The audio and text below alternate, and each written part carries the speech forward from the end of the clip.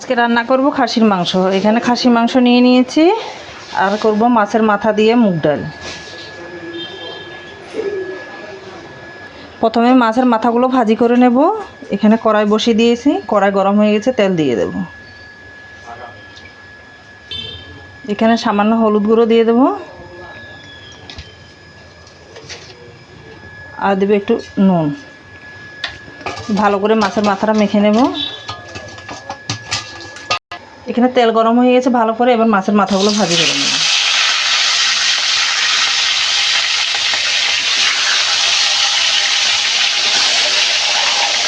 মাছের মাথাটা ভাজি হতে হতে এবার আমি মুগ ডালগুলো ভালো করে ভেজে নেব।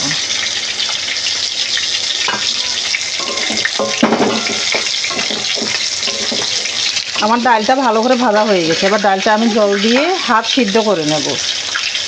এদিকে আমার মাছের মাথাটাও ভালো করে ভাজি হয়ে গেছে, মাছের মাথাটা এবার নামিয়ে নেব।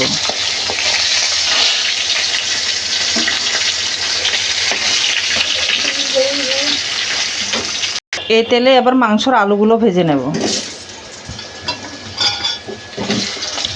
একটু হলুদ গুঁড়ো আর একটু নুন দিয়ে আলুগুলো ভালো করে ভেজে নেব।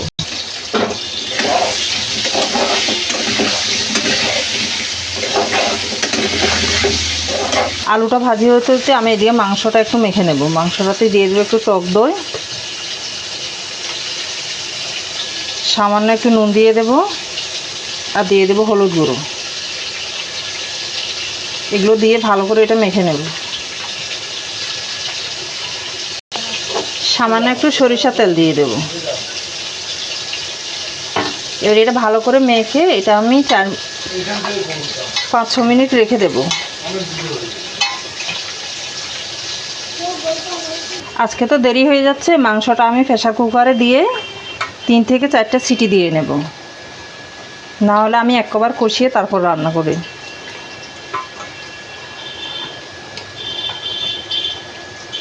আলুগুলো ভালো করে ভাজা হয়ে গেছে, এবার আলুগুলো তুলে নেব।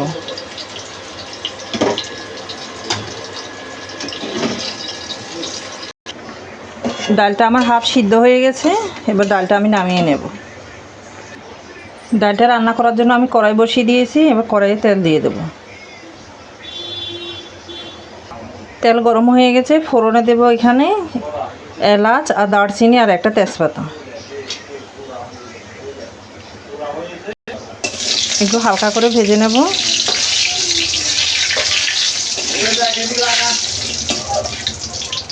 এবার কেটে রাখা পেঁয়াজ দিয়ে দেব।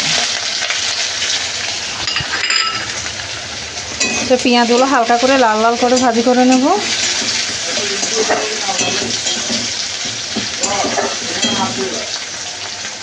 এখানে সামান্য নুন দিয়ে দেব যাতে পেঁয়াজটা তাড়াতাড়ি সিদ্ধ হয়ে যায়।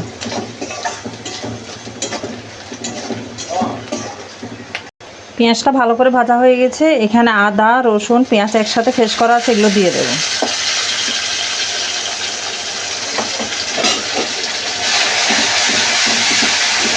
আদা রসুনের গন্ধ যাওয়া পর্যন্ত এগুলো একটু ভালো করে কষিয়ে নেব। আদা রসুনের গন্ধ চলে গেছে, এবার দিয়ে দেব মশলা। এখানে জিরের গুঁড়ো, ধনিয়ার গুঁড়ো, হলুদ গুঁড়ো আর লঙ্কার গুঁড়ো।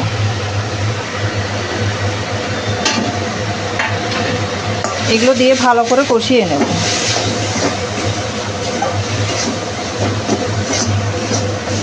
মশলার থেকে আমার তেল ছেড়ে দিয়ে দিয়েছে, এবার এখানে মাছের মাথাগুলো আমি ভেঙে নিয়েছি, এগুলো দিয়ে দেব।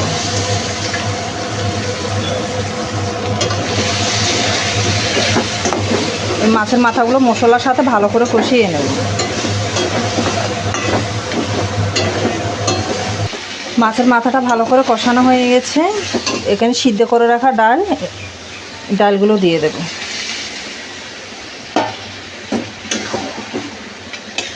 ডালগুলো ভালো করে মিক্স করে নেব। ভালো করে মিক্স করা হয়ে গেছে, এবার পরিমাণ মতো জল দিয়ে দেব। এখানে আমি গরম জল করে নিয়েছি, গরম জলগুলো দিয়ে দেব।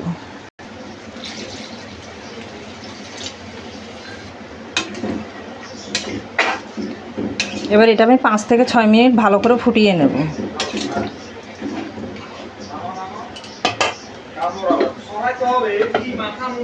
এদিকে আমার মাংসটা ভালো করে সিদ্ধ হয়ে গেছে, এবার এটাও নামিয়ে নেব। মাংসগুলো আমি ভালো করে ছেঁকে ছেঁকে তুলে নেব।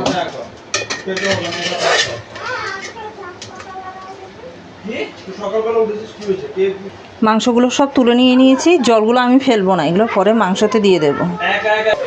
এখানে কেটে রাখা দুটো কাঁচা লঙ্কা দিয়ে দেবো। ডালটা এদিকে সিদ্ধ হতে হতে আমি এদিকে মাংসটা বসিয়ে দেবো। এখানে মাংসের জন্য কড়াই বসিয়ে দিয়েছি, কড়াই গরম হয়ে গেছে, কড়াইয়ে তেল দিয়ে দেবো। তেল গরম হয়ে গেছে, তেলে দেবো গোটা জিরে, আর দেবো এখানে দুটো শুকনো লঙ্কা, দারচিনি, এলাচ আর দুটো তেজপাতা। এগুলো হালকা করে ভেজে নেব। হালকা করে ভাজা হয়ে গেছে, এবার কেটে রাখা পেঁয়াজ দিয়ে দেব।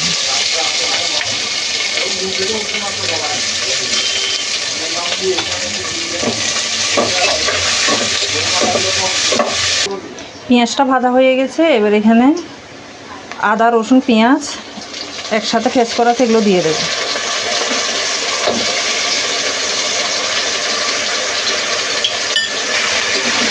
এগুলো ভালো করে কষিয়ে নেব।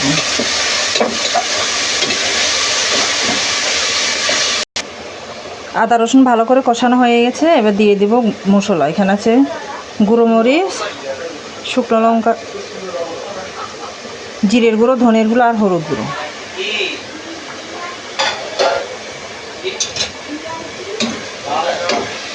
এবার এগুলো দিয়েও ভালো করে মশলাটা কষিয়ে নেব।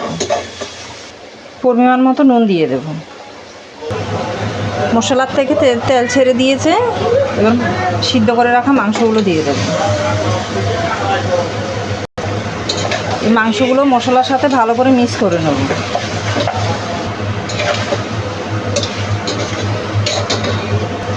ভেজে রাখা আলুগুলো দিয়ে দেব।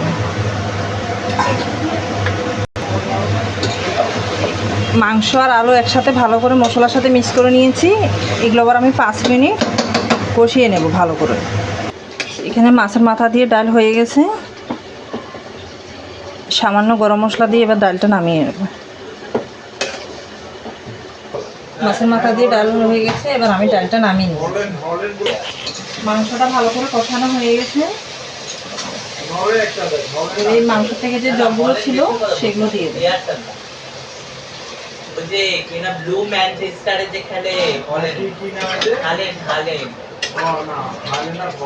মাংসটা 10 মিনিট সিদ্ধ করে নেব। আমার মাংসটাও হয়ে গেছে, গরম মশলা দিয়ে মাংসটা নামিয়ে নেব।